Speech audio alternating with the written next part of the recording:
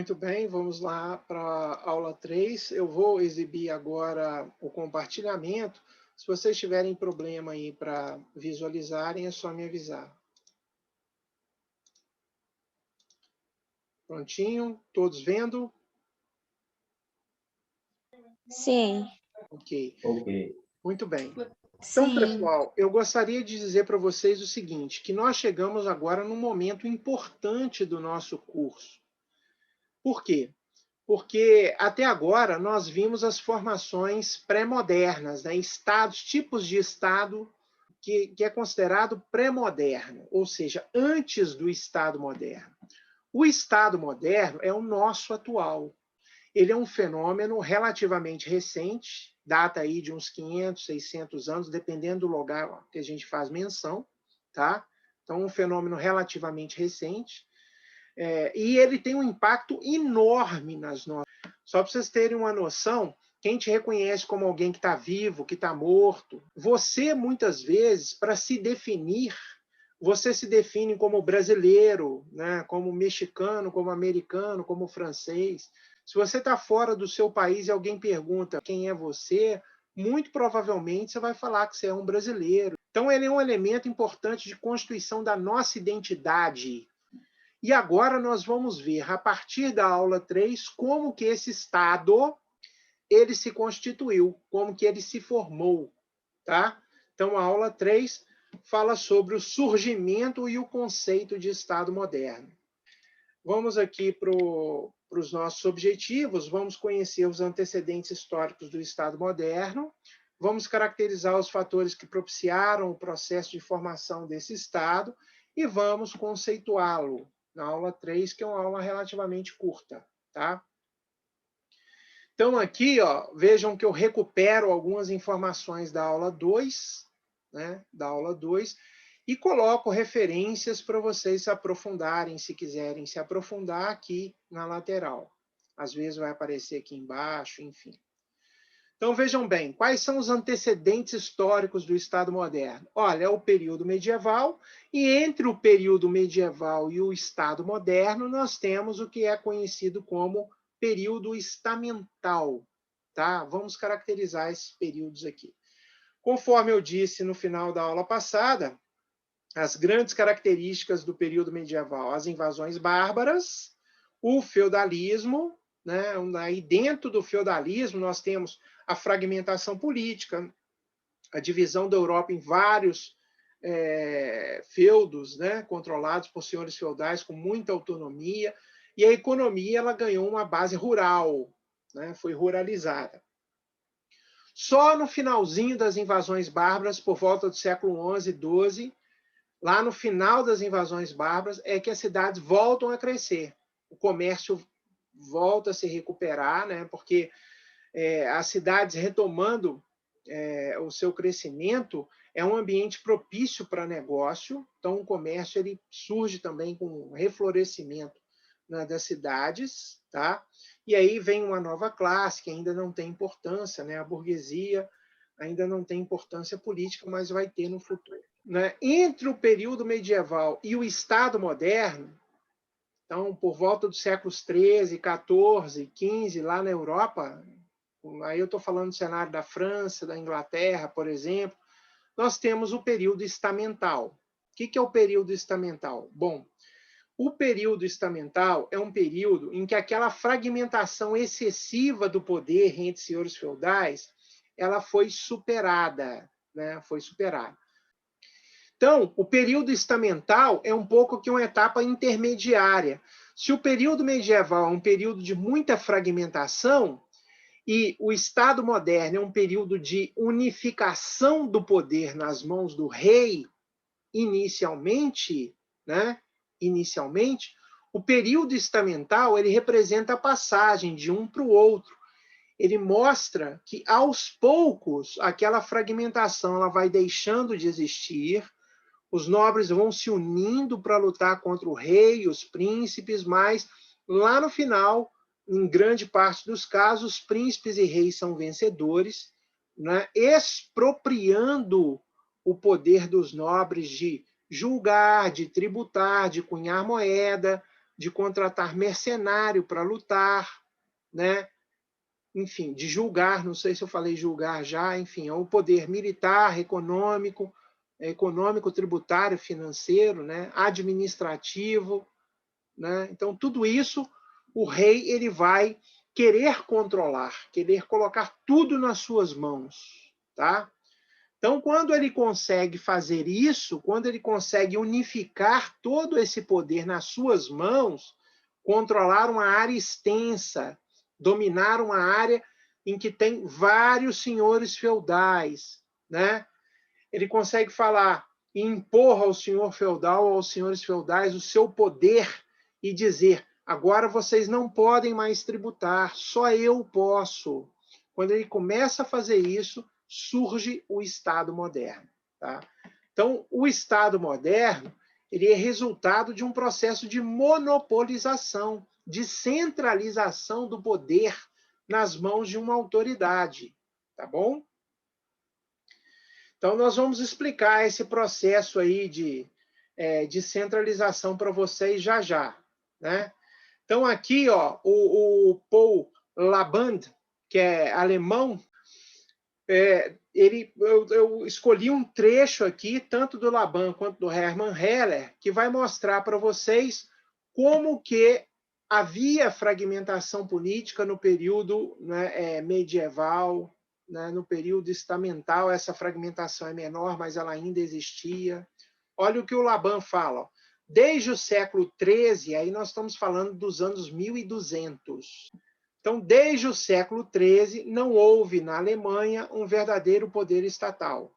A desagregação, a fragmentação, né, política e as constantes lutas das corporações entre si contra o príncipe produziram uma geral intranquilidade e uma terrível ausência de direito. E aqui o Heller, que vocês já conhecem da aula 2. As guerras dos senhores territoriais têm frequentemente o caráter de contendas, de disputas, né, privadas, nas quais lutam com a ajuda dos poucos vassalos submetidos à obediência e obrigados a serviço, dos seus servos e de soldados mercenários.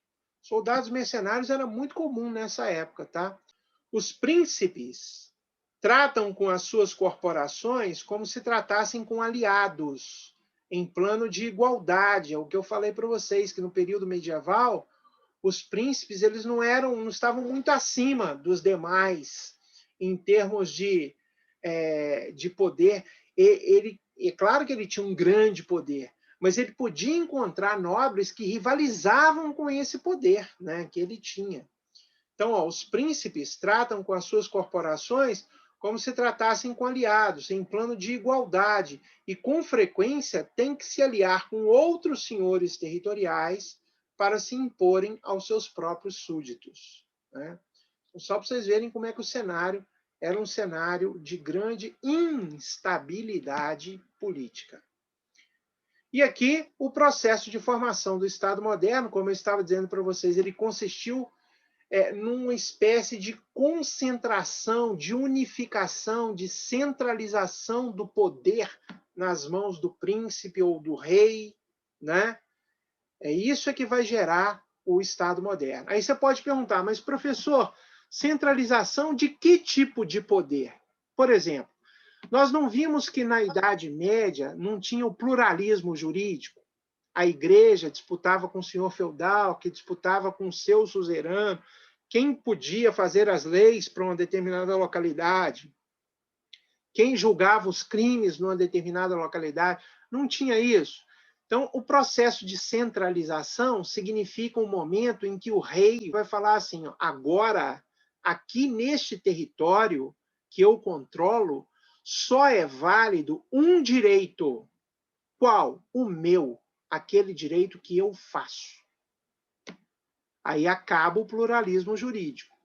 Aí passa a ter um ius certum, um direito apenas, ok? Uma lei, uma norma, uma forma de uma autoridade que vai bater o martelo lá no final e dizer a decisão final é esta e ela tem que ser cumprida.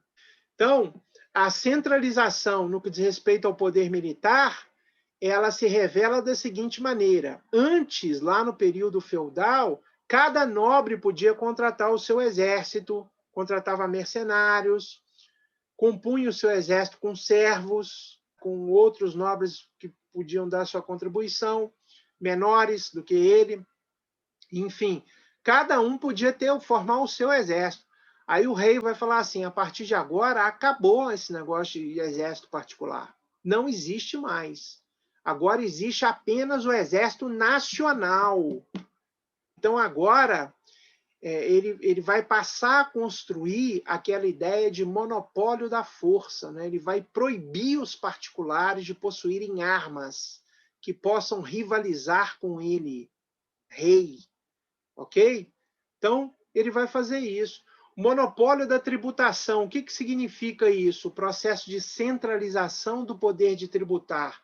Ora, antes, lá no período feudal, você tinha a igreja, os senhores feudais, os suzeranos, os reis, todos cobrando tributos.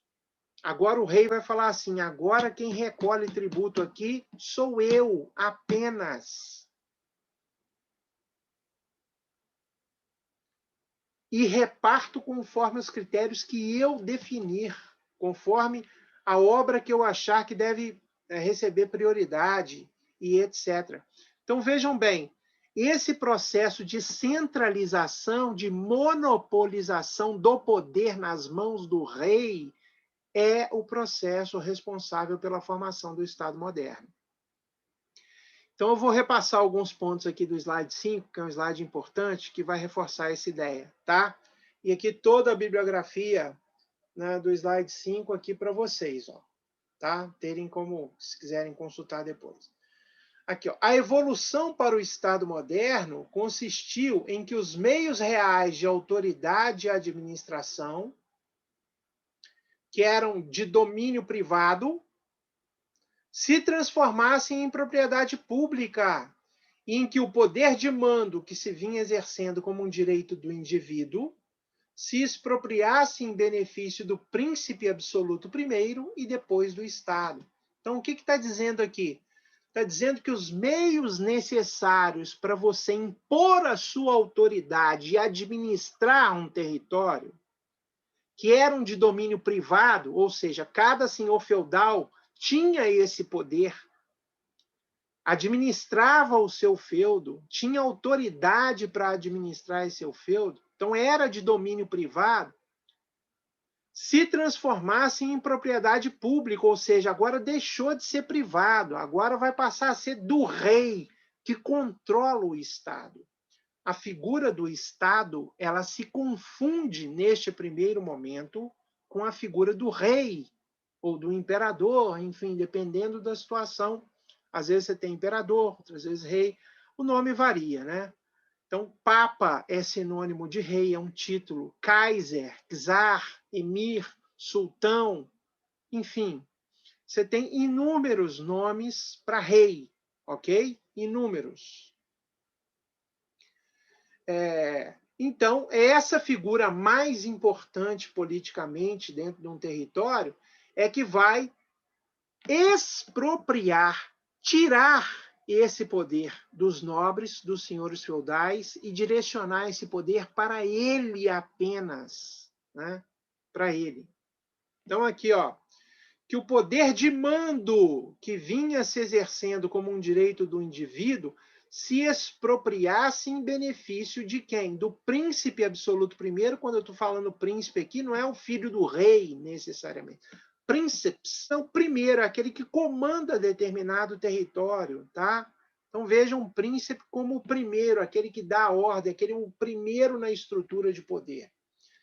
Então, se expropriasse em benefício do príncipe absoluto primeiro e depois, né, do Estado.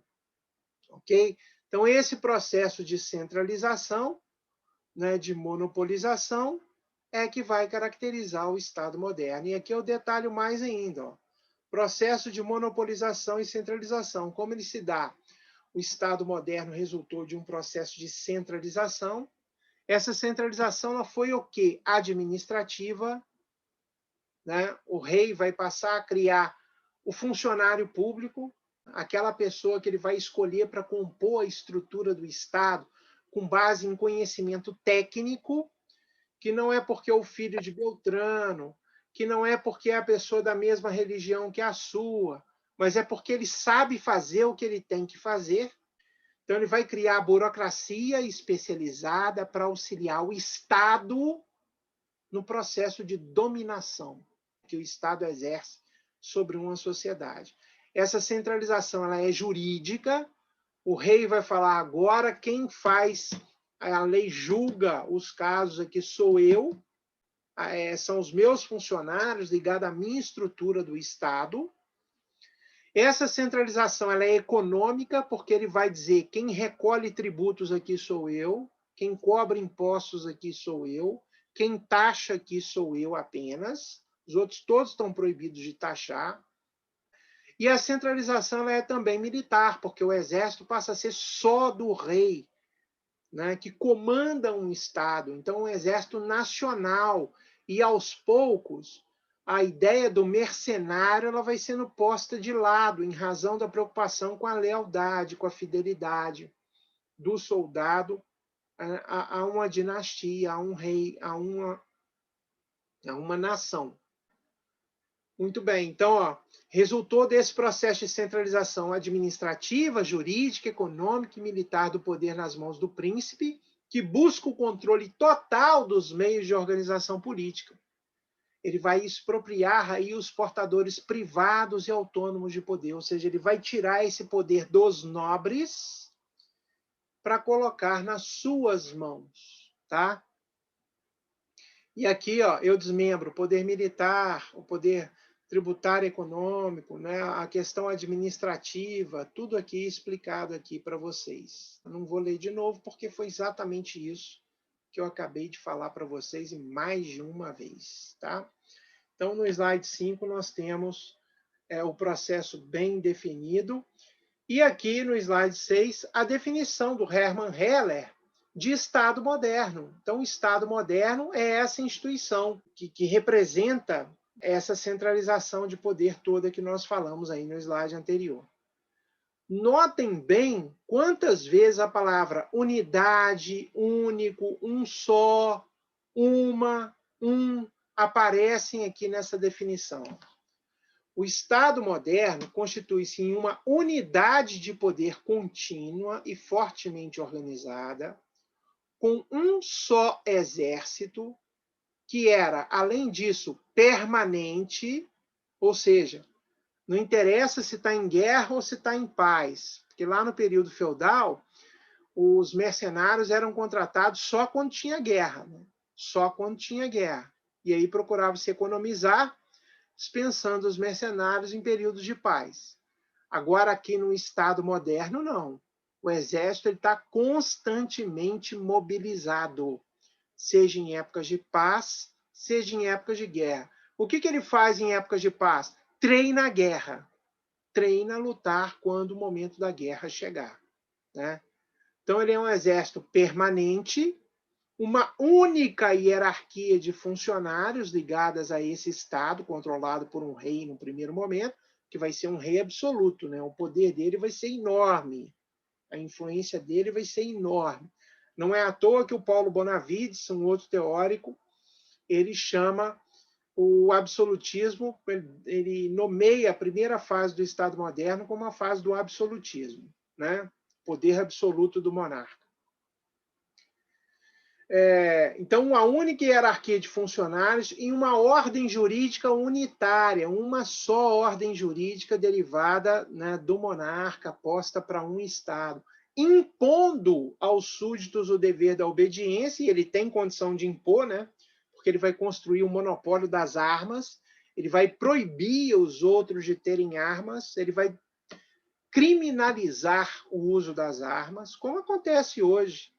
O Estado não permite que nenhuma força lhe supere no que diz respeito à capacidade bélica. Caso contrário, ele será incapaz de impor a ordem. Então, esse é um ponto importante. Então, impondo aos súditos o dever da obediência com caráter geral dentro de um território.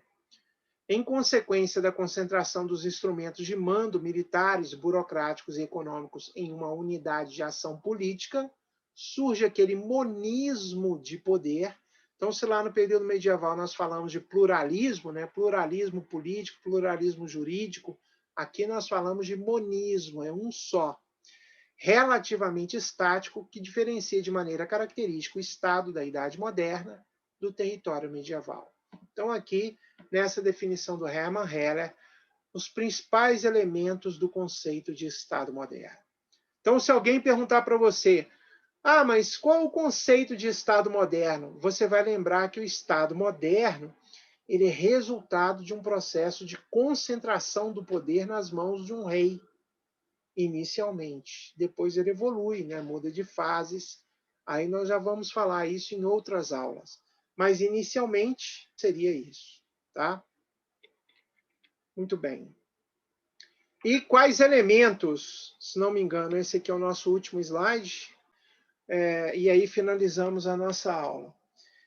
E quais são os elementos que constituem esse Estado moderno segundo a doutrina clássica?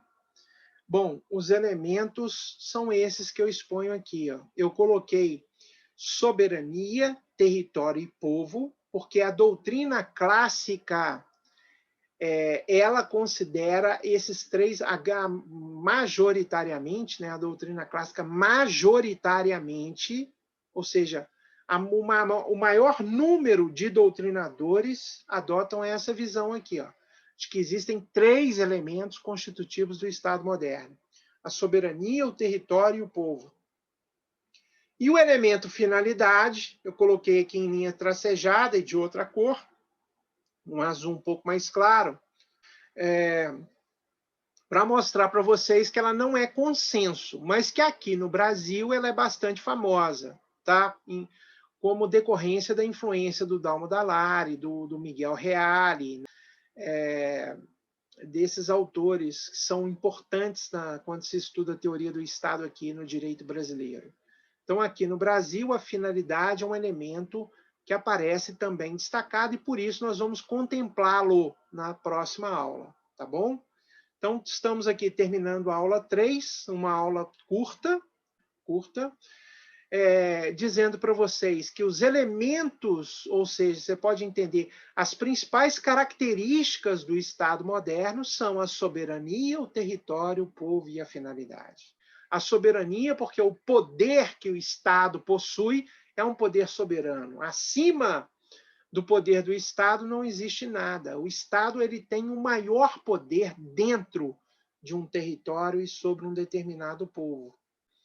Então, poder soberano significa isso, summa potestas, aquele poder que é superior a todos os demais.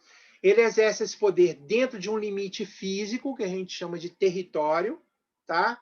Sobre um povo, né? E a noção de povo é uma noção jurídica, são aqueles nacionais de um Estado, aqueles que têm um vínculo de nacionalidade, né, com um determinado Estado.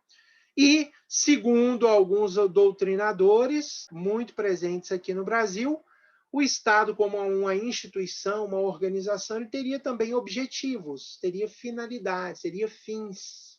E aí nós vamos ver quais são os fins propostos para o Estado aqui. Ok, pessoal?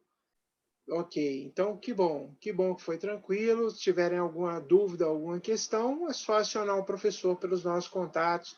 Muito obrigado pela presença de todos vocês, agradeço. E até o nosso próximo encontro, pessoal. Grande abraço e até mais. Boa noite. Abraço, boa noite. Boa noite. Boa noite.